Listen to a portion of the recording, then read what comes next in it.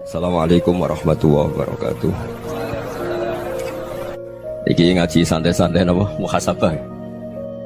Muhasabah itu kalau Kiai Jawa maknani itu ngoreksi diri sendiri. Jadi menghitung diri sendiri. Ini pas bidang yang saya tekuni tadi karena Habib Ahmad yang minta kemarin sama ibu saya dari Indonesian Power itu. Ibu Lia, saya turutin sekaligus saya sambil belajar terus tentang muhasabah. Dalam konteks Indonesia, muhasabah itu sudah jadi perilaku ya. Karena dulu orang tua saya, guru-guru saya kalau ngandani itu, bayangkan kalau kamu jadi dia. Jadi misalnya kita mentang-mentang atasan, otoriter sama bawahan. Bayangkan kalau kamu jadi yang bawahan itu kayak apa? Laukun tamakanah, kalau orang Arab bilang, bayangkan kalau kamu di posisi dia. Makanya guyonannya orang-orang Indonesia itu kan orang ngaramkan judi gitu, bareng dikasih tahu. Tapi yang menang anak jenengan, alhamdulillah. Ternyata ngaramkan itu karena ada anaknya. Kalau anaknya yang menang ya seneng. Meskipun itu guyonan, tapi saya punya padanan itu dalam kitab hikam. Nabi Ibrahim itu Khalilur Rahman, tentu bencinya minta ampun sama yang namanya maksiat. Suatu saat beliau diterbangkan di alam malakut. Itu kalau di hikam saya halaman 15 juga. Saya masih ingat betul. Mungkin kalau Anda beda halaman karena beda cetakan. Setelah diterbangkan di alam malakut, diperlihatkan sama Allah. Ada orang pezina, ada orang syaribul khomri, ada orang mabuk, ada orang macam-macam. Allah tanya sama Nabi Ibrahim, bagaimana pendapat kamu Ibrahim tentang mereka yang maksiat? Kata Nabi Ibrahim, ya Allah, habisi saja mereka. Mereka hidup di bumi engkau, makan rezeki engkau, kemudian mereka tidak taat sama engkau. Singkat cerita di fase itu, saya ulang lagi di fase itu, Allah nurutin sampai sekian peristiwa, mungkin 3 atau 4. Sudah, setelah sekian tahun Nabi Ibrahim lupa peristiwa itu, kemudian beliau diminta menyembelih anaknya. Ini versi kitab hikam. Memang versinya banyak tentang kenapa Nabi Ibrahim disuruh menyembelih anaknya. Ketika mau menyembelih anaknya, Nabi Ibrahim ragu. Huwa samratu fuadi, anak saya ini buah hati saya, kenapa engkau suruh menyembelih? Terus kata Allah, apa kamu tidak ingat ketika kamu saya angkat di alam malakut, kemudian kamu usul bunuh-bunuh, saya tidak mempertimbangkan usul Anda, tapi kenapa sekarang saya merintahkan kamu mikir gitu? Terus, ya karena ini anak saya ya Allah. Terus kata Allah, rumang samu wong sing kon mateni gak gawean kau sing gawe kowe enak wae usul mateni. Sebenarnya saya yang bikin, kemudian Anda enak aja usul membunuh. Semenjak itu Nabi Ibrahim itu di eranya itu asfaqun nas, orang paling sayang sama manusia. Karena kadang kita keras itu ya kebetulan tuh udah anak kita, ada keluarga kita. Cara orang Jawa itu kan gitu ya, kalau ada perempuan terus macak yang macam-macam pakai sepeda motor cowok, terus wah itu luput suwuk, semoga-moga gini. Tapi setelah dikasih tahu, niku ponakane jenengan, semoga-moga selamat. Jadi jangan-jangan kemarin ahli ma'asi itu kebetulan tuh tidak keluarga kita. Kalau keluarga kita yang pernah salah pada kita, semangat kita mintakan maaf. Jangan-jangan kita didikte hukum sosial gitu. Jadi orang yang salah, kebetulan tuh orang yang menservis kita. Atau keluarga kita, atau orang dekat kita, jangan-jangan semangat kita mintakan ampun. Tapi kalau sama orang lain, kebetulan musuh kita semangatnya minta itu kena adab. Nah ini yang nggak boleh dalam Islam. Islam mengajarkan niru Rasulullah SAW, Nabi itu rahmatal lil alamin. Bahkan kemarin saya ngaji virtual sama beberapa habaib, ada Habib Ali Al-Jufri dari Mesir, ya. Ada Habib Alwi dari Kuitang, ada Habib Nabil Al-Musawa. Dari sekian habaib itu saya masih ingat diantaranya yang didawuhkan rahmatan lil alamin itu ketika Nabi adzahu qaumuh, disakiti oleh kaumnya, dan itu mereka masih kafir semua. Itu mereka dapat doanya Nabi, Allahumma hdi qaumi fa innahum la ya'lamun. Kayak apa baiknya Nabi, orang yang menyakiti, yang melukai, tapi Nabi masih berdoa, Allahumma hdi qaumi fa innahum la ya'lamun. Sayyidina Umar dapat doanya Nabi itu ya khina kana kafiran, ketika masih kafir didoakan, Allahumma aizzal Islam bi Umar. Itu ketika masih kafir. Itu pelajaran bagi kita bahwa yang sedang tidak cocok pun itu berdapat doa kita. Ya doa supaya kondisi kita baik, hari tambah baik. Karena agama ini Saya berkali-kali bilang limangka nayarjuwa hawal yawmal akhir. Agama ini diperuntukkan bagi yang selalu punya harapan pada Allah Subhanahu wa taala. Saya cerita muhasabah ini tentang hubungan kita dengan Allah. Di Indonesia itu banyak orang fasik, banyak orang nakal. Ya di mana-mana orang nakal itu ya mayoritas, wa aksaruhum fasikun. Tapi berkahnya harapan. Mungkin saya kira nakal sok benda, mungkin saya kira sholat sok ben sholat, mungkin sekarang belum sakhok, belum dermawan, suatu saat dermawan. Barokahnya itu kefasikan ini dianggap sementara, sedang fasik, sedang tidak benar. Karena kiai-kiai kita, para guru-guru kita, para habaib utamanya itu mesti bilang semoga husnul khotimah. Nah barokahnya doa itu semoga husnul khotimah itu menjadikan satu pola sosial. Yang sedang fasik ini masih diharapkan jadi lebih baik, jadi lebih. Sehingga kita tidak ngambil sikap ekstrim, yang ingin menghabisi atau ingin mengadili, tidak. Karena selalu kita punya harapan. Dan agama ini limangka nerjuwo hawal yawmal akhir. Bayangkan itu kalau yang nakal itu anak kamu. Pasti kamu gak ingin kan langsung dapat azab, dapat apa. Padahal kita semua jadi tokoh ini abul kulli, bapak dari semuanya. Sehingga ketika Rasulullah SAW jalan-jalan kemudian melihat perempuan sedang menyalakan api. Kalau apinya mati ditiup, anaknya dijauhkan. Nanti kalau sudah jauh dari api, anaknya digendong lagi. Terus kata Rasulullah, matur ke semua sahabat, Aro'aitum anna hadih tarihatan waladaha alan nar. Apa kamu berpendapat bahwa perempuan ini akan melemparkan anaknya ke neraka? Tidak ya Rasulullah. Tidak akan seorang ibu melemparkan anaknya ke api. Terus kata Rasulullah, Allahu arhamu min hadih biwaladiha. Allah lebih rahman, lebih rahim dibanding orang tua ini kepada anaknya. Ini yang harus kita kenalkan terus, kita kampanyakan terus, supaya orang hubungannya dengan Allah itu nyaman, asik. Sehingga dengan demikian selalu ada harapan bahwa yang sedang nakal ini suatu saat tobat. Kita tidak boleh menghukumi pasti begini, pasti gini, itu tidak wilayah kita. Itu juga yang dicontohkan Rasulullah SAW. Secara lahir Nabi itu nggak berkenan sama Wahsy, karena Wahsy itu salahnya salah fatal karena membunuh ahabban nasi ila Rasulillah, yaitu membunuh Sayyid Hamzah. Jadi ketika Wahsy tobat, Nabi itu terima tobatnya. Dan ketika beliau dengan basariyahnya nggak siap ketemu Wahsy karena harus ingat Sayyid Hamzah, basariyahnya diturutin. Oke, kamu iman saya turutin, tapi jangan sering ketemu saya. Karena kalau ketemu kamu saya masih ingat sama paman saya Sayyid Hamzah.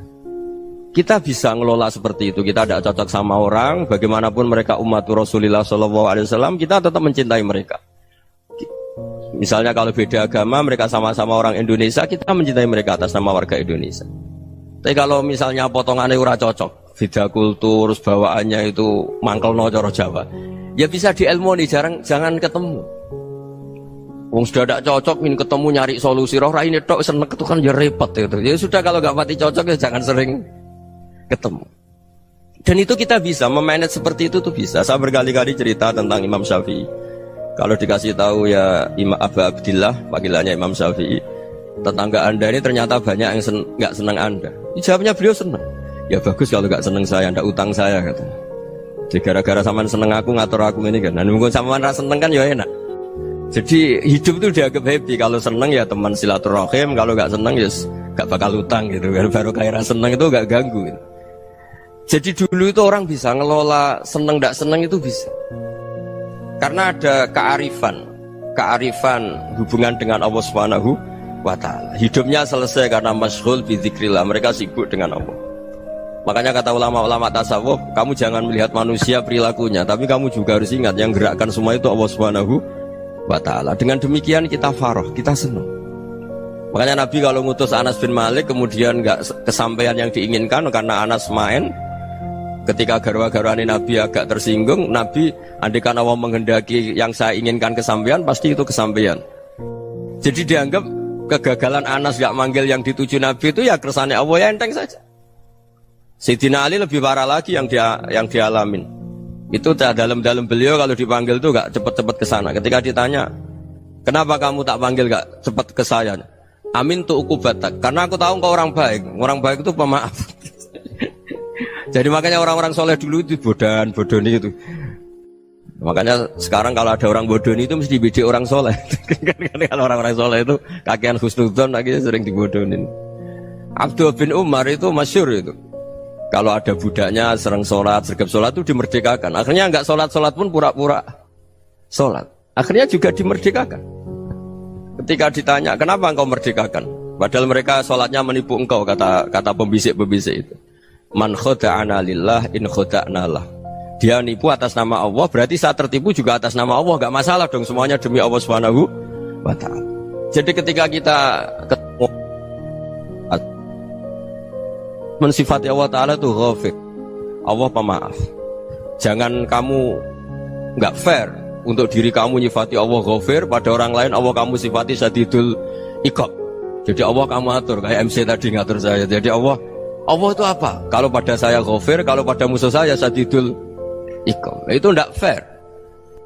Kalau Anda punya harapan kepada Allah karena Allah Rahman Rahim, Allah ghafir, sebenarnya Allah pada musuh kita ya bisa saja Allah ghafir, bisa saja Allah Rahman Rahim. Sehingga kita melihat orang lain yang kita tidak cocok itu ya enteng saja. Itu min ummati Rasulillah sing tanaluhu syafa'atu, tanaluhu sa'atu rahmati, tanaluhu fair. Jangan dengan kita kayak mesti dapat rahmat. Jangan orang lain kayak Allah pasti syadidul iqab. Itu tidak boleh. Sehingga ketika ada orang Badui, singkat cerita orang Badui ini kencing di masjid, semua sahabat membentak dia. Yang nggak bentak hanya Nabi tok.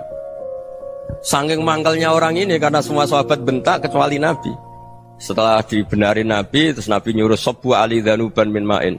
Setelah disucikan masjid itu, dia berdoa keras sekali. Allahumma arhamni wa Muhammadan wa la tarham ma'ana ahadan. Ya Allah, yang berhak dapat rahmatmu hanya saya dan Nabi Muhammad, yang lainnya jangan gitu. Karena yang lainnya itu jengkelin, gitu aja saya salah dimarah-marahin gitu. Jadi kalau kamu doa terbatas ya kayak orang Bedui ini, kayak orang Arabi. Apa kata Nabi? Laqad tahajjarta wasi'an. Allah yang rahmatnya luas menjadi kamu sempitkan. Karena kamu mau atur Allah hanya Rahman pada Indonesian Power, pada NU, pada kita, yang orang lain gak perlu dapat. Itu kan kasihan Islam, karena Islam terus gak dimiliki semua orang. Allah gak dimiliki semua orang, Rasulullah gak dimiliki semua orang, karena dipek NU, dipek ormas tertentu, dipek, gak boleh seperti itu. Gak boleh takhasyar tawasian, kata Nabi, gak boleh mempersempit zat yang rahmatnya itu luas. Ini semoga etika ini kita pakai di Indonesia. Yang sedang fase kita harapkan lebih baik. Yang sedang nggak dapat hidayah kita doakan dapat apa? Hidayah. Masyhur kan, makanya tadi saya mohon sama Habib Ali supaya Habib Ahmad supaya tetap mahalul qiyam, tabaruk sama Habib Ali. Di antara doa-doa di Simtud Duror masyhur itu antuqa bilal mudhniba minnah bil ghufran wal musi'a bil ihsan. Jadi harapannya para habaib, para orang-orang baik dulu ya, semoga yang dosa itu dimaafkan, yang sedang salah dibuka, bikin lebih baik. Nabi itu tugasnya juga gitu. Wastaghfir li dzambika walil mu'minina wal mu'minat. Nabi itu tugasnya juga memintakan ampun yang sedang salah. Nah ini cobalah jadi etika kita, muhasabah kita. Jadi muhasabah itu cara berpikir kita set, kita pikir ulang. Ternyata semangatnya seorang Nabi itu wastaghfir li dzambika walil mu'minun. Semangatnya itu memintakan ampun. Orang ahli tafsir tahu semua kalau Nabi itu tidak mungkin dosa. Jadi itu khitabun Nabi wa urida bihi ummatu, itu khitab Nabi, tapi yang dimaksud itu umatnya, karena Nabi tidak akan mengalami dzambun, tidak akan mengalami dosa. Sekarang enggak, kadang-kadang kita ini kalau orang lain salah itu semangat. Kalau di perusahaan ada teman salah, apalagi pimpinan salah itu seneng, barokahnya salah bisa ganti kan gitu. Ya jadi kalau mungkin di dunia tokoh juga gitu, barokahnya ada tokoh salah, kita yang jadi populer sendiri, tidak boleh seperti itu. Kita harus salimus sodri di jami'il muslimin. Jadi ini harus dilatih. Saya tadi matur sama Habib Ahmad, latihan kita jadi hidup. Nabi itu kalau resep jadi wali itu kata Nabi gampang. Kata Nabi, kalau kamu ingin disenangin Allah, ya sudah. Kalau kamu asbahta wa amseta gini-gini, perasaan kamu, kata Nabi, jangan punya perasaan ghil sama orang muslimin. Itu sudah wadzalika min sunnati. Makanya Nabi ngendikan la yablughni ahadun an ahadin syai'an. Ada yang baca la yuballighni ahadun an ahadin syai'an. Seseorang jangan melaporkan ke saya tentang salahnya yang lain. Fa inni akhruju ilaikum wa ana salimus sadri. Karena saya ingin ketemu sampean semua dalam keadaan salimus sadri, tidak punya perasaan apa-apa. Karena kalau nurutin pembisik, nurutin informasi itu ya repot, karena orang pasti sepihak. Ada kiai yang top datang ke kampung-kampung ning desa-desa, kata yang seneng itu punya akhlak. Wah itu bagus orang besar datang ke kampung-kampung. Kata yang nggak seneng, Oh itu jobnya kayak kecil kok diambil, itu kan ya kasihan itu kan sudut pandang. Makanya saya sering bilang akal kita ini cukup untuk mentasdik Rasulullah SAW. Meskipun perasaan kita kadang orang Jawa itu beda. Saya berkali-kali bilang sama peneliti dari Jogja, kenapa sih Gus para nabi itu kok poligami istrinya banyak? Nabi Dawud katanya itu berapa? Nabi Sulaiman malah jumlahnya agak terbatas ini. Nabi Muhammad itu paling sedikit.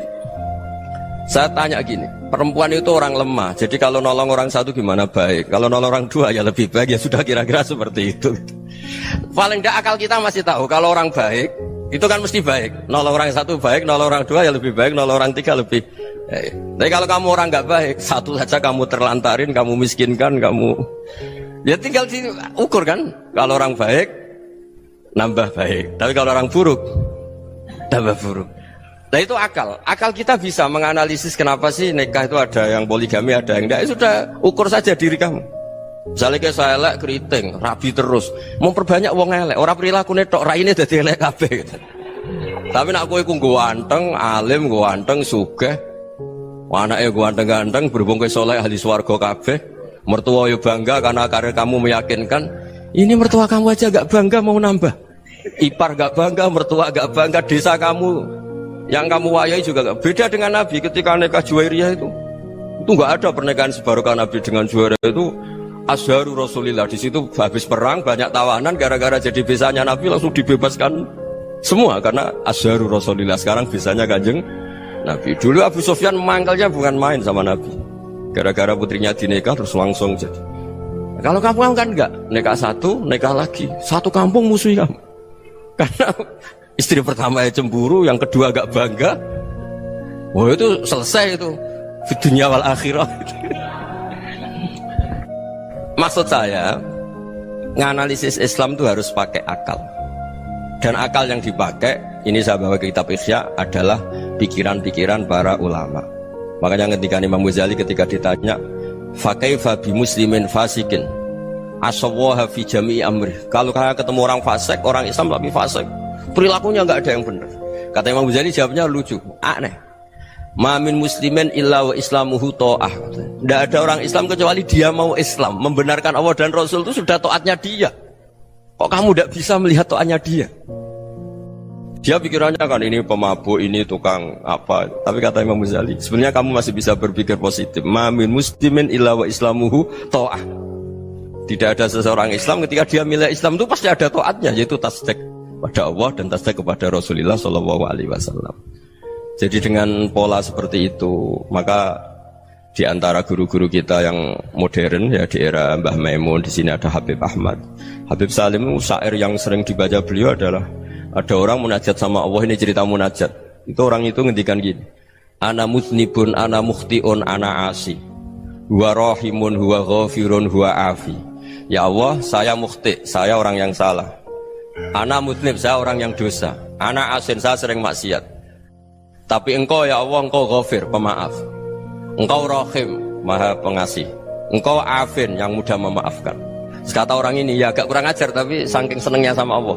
Qobal tuhunna salasatan bisalasat. Ya gini saja ya Allah, sifat engkau diadu dengan sifat saya. Engkau Tuhan, Gusti, nggak boleh kalah katanya.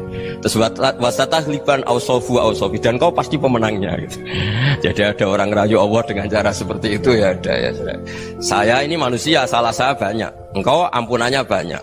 Engkau Tuhan, Gusti, nggak boleh ampunan Anda, ampunan engkau kalah dengan salah saya. Nggak boleh Tuhan kok kalah. Jadi untuk supaya orang punya harapan gitu. Banyak juga wali-wali yang jadab ketika datang ke makam Rasulullah SAW. Itu kalau dongo ya agak kacau sebenarnya, cara syariat agak kacau. Ya Allah, engkau punya dua pilihan. Jika engkau menjadikan saya soleh, surah habibuk, yang senang kekasihmu, yaitu Rasulullah SAW. Tapi jika engkau menjadikan saya fasik, surah adubuk, yang senang itu setan. Monggo jenengan mau menyenangkan kekasih jenengan, mau menyenangkan musuh jenengan, monggo jenengan bebas kok memilih. Mestinya Allah ya senang menyenangkan kekasihnya. Jadi ya, intinya Allah dipaksa untuk menjadikan dia orang soleh gitu. Jadi kayak kemarin itu Pak Gus siapa yang kesini itu. kuliah ke sini itu sama Habib Ahmad. Saya pertama nggak mau, lama-lama Habib Ahmad. Ini gimana Gus? Orang taunya saya dekat jenengan, kalau nggak kasil saya waduh Beb. Ini kayak doanya wali yang tadi. Nggak punya pilihan, Beb. Nggak ada pilihan ini. Jadi saya mohon muhasabah itu dimulai cara berpikir. Makanya di sini sebetulnya tag ini supaya dapat barokahnya Ihya. Ini kitab yang disenangi para habaib, para ulama. Sebetulnya tag di muhasabah itu redaksinya gini ya, yang lengkap. Hasibu anfusakum qabla an tuhasabu wazinuha qabla an tuzanu wa tahayya'u lil ardil akbar. Jadi ada kata wazinu, jadi ukur. Perilaku Anda ini diukur, ditakar. Misalnya kita sebagai suami kan ya punya hal-hal yang kita tidak ideal. Corong Jawa mesti pesek, cara rezeki ya pas-pasan. Dan kita juga kalau makanya agak boleh tanya istri begini, apa saat cinta pertama Anda? Pasti Anda kecewa. Orang jadi istri hanya korban terakhir itu. Sudah. Karena orang kalau ngelamar kemana-mana gak jadi, yang jadi istri itu pasti korban terakhir itu. Jarang istri pilihan pertama, jarang. Ayo semua yang nikah. Rata-rata itu pilihan Anda pertama Pak, dari sekian ditolak di mana-mana terus. Ya perempuan terakhir. Kamu juga korban terakhir gitu. Itu wali-wali dulu kalau ngandani kita itu sederhana. Antal ini masyhur diceritakan Habib Zain bin Semit dalam kitab Al-Manhajus Sawi. Antalam tajid min nafsika kullama turid. Fa kaifa turidu min ghairika kullama turid. Kamu yang ingin ideal saja, kamu tidak menemukan pada diri kamu untuk menjadi ideal. Kamu kan ingin ganteng, ingin punya uang banyak, ingin perilaku Anda sempurna. Anda saja yang punya keinginan tidak bisa mewujudkan keinginan Anda sendiri. Fakaifa turidu min ghairika ma turid.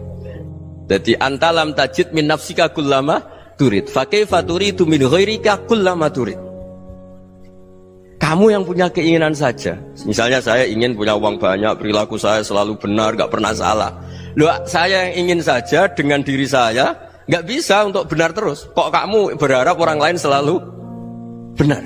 Jadi antalam tajid ya sama. Kalau kamu menuntut istri kamu itu ramah, neriman, apa kamu neriman sama wajah istri Anda gitu? Engkau ya pola neng dindi jajaki sana jajaki sini, kamu sendiri tidak tahu apa. Jadi itu nasihat yang luar biasa. Antalam tajid min nafsika kullama turid, fa kaifa turidu min ghairika kullama turid. Kamu mau menghormati semua orang? Tidak mau kan? Kemudian Anda berharap semua orang menghormati kamu. Kamu tidak ingin kan orang lain semua menghujat kamu. Sementara kamu enak aja menghujat orang lain. Makanya Rasulullah SAW luar biasa ketika bikin kaidah sosial. Apa la yu'minu ahadukum hatta yuhibba li akhihi ma yuhibbu li nafsihi. Jadi kalau ukuran iman itu sederhana. Kalau sesuatu itu baik, nyaman bagi Anda ya bayangkan itu pada teman Anda. Misalnya Anda bangun tidur sudah acak-acakan, gak punya uang, utang jatuh tempo, kan gak ingin ketemu orang. Ya kamu jangan bertamu ke jenis ini, karena dengan kamu yang alami juga gak siap ketemu orang. Makanya ada Habib Alim itu dilapuri sama seseorang. Beb, dulu teman saya itu ketika saya kaya itu sering main ke saya. Setelah saya miskin, mereka tidak main ke saya. Kata Habib itu bagus, sunnah Allah begitu itu bagus. Coba kalau kamu dulu kaya, teman kamu main kan kamu gaya. Di rumah ada makanan, bisa hormat tamu. Setelah kamu miskin jadi buruh manol di pasar atau buruh bikin boto, teman kamu datang, malu enggak kamu? Mendingan enggak datang gitu. Akhirnya baru, oh ya alhamdulillah kalau gitu. Loh iya kan dulu teman kita datang, kita ada Alphard, istri cantik, rumah bagus. Lah kita miskin, buruhnya orang pas dibentak-bentak, teman kamu udah datang. Milih datang kamu enggak kalau setelah kamu jatuh? Enggak kan? Jadi barokahnya ilmu itu terus. Ya, tapi kadang-kadang orang tuh, wah setelah saya miskin teman-teman enggak kasih ke sini. Ya kalau kamu sudah jatuh, teman-teman kamu ke situ jadi tontonan. Ya mulai sekarang cara berpikir itu dirubah. Dulu yang namanya kiai itu kalau diundang orang itu ya agak-agak senang. Semenjak saya itu agak rubah. Mengundang kiai, ngatur kiai itu tak haram-haramkan ya ada lumayan lah sekarang itu sudah mulai agak beretika. Dulu itu ngundang tuh tanggalnya ditentukan, jamnya ditentukan. Enggak mikir apa kiai saat itu nganggur, enggak. Punya wadifah, enggak. Dia milih tanggal yang dia nganggur, enggak mikir pas itu kiainya nganggur apa. Enggak. Ya saya hanya cerita aja, kamu tersinggung ya monggo, boten ya monggo itu kan. Jadi saya mohonlah supaya tadi saya juga matur ke Habib Ahmad. Jadi untuk orang merasa ikut sunnah Rasul itu gampang sekali kata Sayyid Muhammad. Dulu Nabi berpakaian ala daerahnya. Kalau mikot ya pakai mikotu baladi. Karena Nabi orang Madinah dan beliau berdomisili di Madinah, ya misalnya mikotnya dari Bir Ali misalnya. Tapi kalau Anda orang kawasan Tanim mau umroh ya dari Tanim. Misalnya kawasan Jirona ya dari Jirona. Artinya apa? Kamu ngambil mikot karena Nabi mikot misalnya dari Bir Ali, bukan berarti kamu harus seperti Nabi di Bir Ali. Kamu orang Mekah, misalnya kamu orang Tanim, orang dia harus dari mikot itu apa? Baladi. Sama, makanya di fikih-fikih itu kalau tahnik anak, Nabi orang Arab, halawiyatnya kurma ya kurma. Kalau orang Jawa sedegan, semua bodoh-bodoh. Ya bodoh-bodoh manis. Jadi ini tabaruk sama Sayyid Muhammad, ini ada murid beliau Habib Ahmad, saya baca supaya orang itu merasa ikut Nabi itu gampang sekali. Ini saya baca ya di halaman tadi disaksikan Habib Ahmad 433 di kitab apa begini? Manhajus Salaf fi Fahmin Nusus. Itu kata Sayyid Muhammad, wa kanat sunnatu Rasulillah annahu yat'amu ma yajiduhu fi ardi wa yalbasu ma yajidu wa yarkabu ma yajidu mimma abahu Allah taala. Faman istamala ma yajiduhu fi ardi fa huwa al-muttabi' lis sunnah. Kama anau hajjal baita min madinati, faman hajjal baita min madinati nafsih fa huwa al-muttabi' li sunnah wa illam takun hadhil madinatu tilka. Jadi intinya misalnya Nabi dulu itu ngasih sedekah kepada fakir miskin ya pakai dinar, dirham. Ya kalau orang misalnya sedekah pakai rupiah ya sudah ikut sunnah Nabi. Jangan lu Nabi pakai dinar loh, kamu kok pakai rupiah. Dulu dinarnya Nabi udah ada tulisannya Bank Indonesia, kamu kok ada tulisannya Bank. Ya udah ada seperti itu. Ya jadi misalnya Nabi sedekah pakai tamar atau pakai al-aqid, ya kita pakai beras, pakai apa, supaya orang tuh bahwa Rasulullah itu milik kafatal linnas, milik semuanya, sehingga merasa ikut sunnah Nabi itu ya semuanya. Makanya dulu Mbah Mun kalau motivasi saya supaya bombong, kalau orang Jawa bilang bombong, wong Jawa mesti ono wong alim. Beliau menyontohkan mas itu Mbah Fadol, Senori, Mbah Ihsan Jambes, itu bisa ngarang-ngarang kitab luar biasa, padahal beliau bukan orang Arab. Imam Sibawai itu orang Persia, Imam Ghazali orang Tus itu juga ikut Persia. Kata Mbah Mun, wong sing ora Arab lah mesti untuk jatah alim kata beliau, karena Nabi itu diutus kafatal linnas. Nanti kalau orang yang alim itu Arab tok, berarti tidak ada perwakilan dari Afrika, dari Asia Tenggara, dari mana-mana. Makanya karena Nabi statusnya itu kafatal linnas. Jadi kita harus bangga sebagai Muslim, sebagai orang Indonesia, karena misalnya Wali Kutub dulu terkenalnya hanya ada di Yaman, di mana. Ternyata pernah ada juga di Indonesia, dan seperti Habib Abu Bakar Segaf Gresik. Jadi ya akhirnya kan tetap orang Indonesia, meskipun beliau zuriyah Rasul kan ya sudah orang apa? Orang Indonesia. Zuriyahnya Habib Ali Sentuduror sekarang di Solo. Jadi Indonesia juga dapat Alawin banyak, dari Sadatin Alawin juga banyak. Jadi saya mohon barokahnya ngaji seperti ini. Melihat orang lain tuh gampang, bayangkan tuh kalau anak kamu. Makanya Nabi, nanti kalau nggak percaya lihat di Hikam nomor 15 di kitab saya itu. Di situ dijelaskan oleh Hikam, jangan-jangan semangat Anda pada orang yang maksiat, pada orang yang keliru supaya dihukum itu karena kebetulan itu udah anak Anda, itu udah keluarga Anda. Coba kalau itu keluarga Anda. Makanya kalau saya guyonan di Jogja itu, ada pembantu mecahkan piring terus dimarahi majikannya, saya mesti guyon gitu, pasti itu pembantunya tidak cantik. Kok bisa Gus? Andai kan cantik dan kamu senang mecahno piring satu, piring 1000 ra iso ngamuk. Ternyata ngamuknya tuh karena mecahkan piring apa karena plus tidak cantik? Coba jawab para lelaki nih. Kamu marah sama orang maksiat tuh karena maksiat, karena plus itu udah anak Anda. Bayangkan kalau itu anak Anda. Itu hebatnya Rasulullah SAW, karena kita yang salah pun kadung umatnya, Nabi tetap ngasih fasilitas syafaati li ahlil kabair min ummati. Kayak apa baiknya Nabi? Nggak ikut maksiat tapi ikut fasilitasi ngasih syafaat. Loh kalau li ahlil ibadah kan wajar, Nabi ketika ini syafaati li ahlil kabair min ummati. Ya karena tadi logika yang dibangun Rasulullah itu logika yang luar biasa. Kita semangat orang lain kena hukuman itu karena kita tidak punya rofah, tidak punya rohmah. Coba kalau Rasulullah yang bil mukminina raufur rahim. Semangatnya itu mendoakan supaya tobat, mendoakan diampuni. Dan itu juga yang diperintahkan oleh Allah Subhanahu wa taala, wastaghfir li dzambika walil mu'minina wal mu'minat. Ya semoga barokahnya ngaji ini, barokahnya Habib Ahmad, barokahnya Maulid Simtud Duror, barokahnya semua kitab madaih, tiba berjanji semuanya, barokahnya Ikhya, barokahnya Said Muhammad, barokahnya guru kita semua, Mbah Maimun, bapak saya.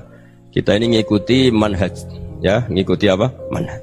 Saya sering didhawuhi Mbah Mun, kenapa ihdinas siratal mustaqim bukan siratoka, bukan jalan engkau ya Allah, karena Allah itu nggak bisa kamu tiru. Allah itu tidak tidur, tidak makan, tidak kesel, tidak capek. Yang bisa ditiru itu siratal ladzina an'amta alaihim. Yang bisa ditiru manusia ya niru manusia, karena Allah itu tidak bisa ditiru. Makanya ihdinas siratal mustaqim siratal ladzina. Dan niru siapa? Niru guru-guru kita.